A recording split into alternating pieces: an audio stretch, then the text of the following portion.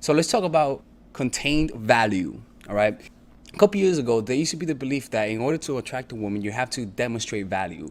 They were called DHVs, or demonstrations of high value. But what I believe another method that you could use is restrain from saying things that you know are of value. For example, let's say a woman is talking to you and she says, let's say you love talking about meditation like I do, and she says, oh, I meditate, okay? Most guys, if they're hitting on the girl, what would they do? Oh yeah, I meditate, I love meditation. Oh, you do? Oh, I love meditation. I actually teach meditation. I teach guys how to meditate. Oh, for real? Oh, that's so cool. You see, what happens is that in your mind, you're trying to find something to have something in common in order to display that value that you have, the thing that you know, the demonstration of high value, okay? The reason why I don't recommend doing this as often, as often, because you can do it as much as you want, but don't do it as often, is because what's gonna happen is that when you hear something that you like, that she likes, you feel like oh, this is my opportunity. You feel like you have something of value to say. Okay, why do you feel like saying that? Because you know that if you say it, you're gonna come across as someone who has more value, and she's gonna become more attracted to you, and that makes sense.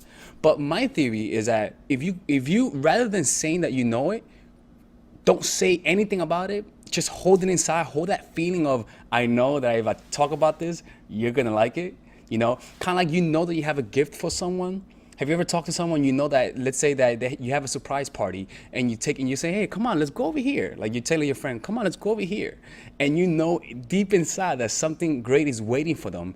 What happens is that the person's gonna be like, wow, like something's off. Like not in a negative way, but like in the way that you're talking to them, they're gonna feel like he has something to offer. I don't know what it is, but this is good, okay? So what's happening is that rather than your words and what you say is value, what's happening is that your whole entity, who you are, is embodying value because you know that you have something good to offer. So rather than saying it, you become it.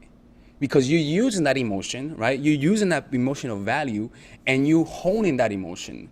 And so what happens is that you usually act according to how you feel. So if you feel like you have something to offer, okay, you can act as though you're someone of value. So in a way, you're transmuting that emotional value and you're becoming the value. So you become an object of value, an object of self-esteem for other people. So what's gonna happen is that when in a later time, when you're talking to the girl, you're gonna bring it up. You're gonna say, oh, by the way, I teach meditation. So this has two effects. One, the woman's gonna say, why didn't you bring it up earlier? Why didn't you bring it up earlier? And another thing is that subconsciously, she's gonna say, wow, this guy wasn't eager to bring it up. Most guys, as soon as they get the opportunity, they bring it up. You see, because they're eager to please her. But you, on the other hand, you brought it up later on. You brought it up in your own time. You see what I'm saying? It's kind of like you're controlling the pace of the interaction. You're saying, you know what? I decided to bring it up later on. Also, is that it's showing that it's showing that you're not needy. For example, let's say you're talking to a homeless guy and he sparks up a conversation and you want to leave, right? When he starts talking to you and he actually brings up a subject that you like, you know what's going to happen? You're going to say to yourself, you're gonna say, oh, he's gonna be like, by the way, I meditate. Okay, you're gonna say, oh, I meditate. And in your mind, you're saying to yourself, you know what? If I relate to him, the conversation is gonna keep going further. So you know what? Let me just let him talk about that and not even relate so the conversation doesn't extend. So you're doing the same thing, but to the woman, she's perceiving that as though, wow, this guy, I may not be the shit as I think I am. So the whole point of it is that don't put everything out there. Don't throw out everything that you know. You see, contain some of it because you're gonna feel the urge to impress. You see, through saying the things that you know. No, don't do that. Let it go. Stop trying to say the thing that you know that is gonna impress people. Hone it in. Understand that you have that inside and that you don't need to communicate it because what's gonna happen is that you're embodying that value, and rather than communicating it with your words, you're gonna communicate it with your sub-communication. So what's gonna happen is not only you're saving material for later on, but also you're also becoming that value through sub-communication. Your sub-communication is gonna show that you have value. For example, you approach a girl and you know that you have a Lamborghini, and she says, I love Lamborghinis. Rather than saying that you have a Lamborghini, just hold it in. Because not only will you impress her when you show her your Lamborghini, she's gonna say, why didn't you bring it up?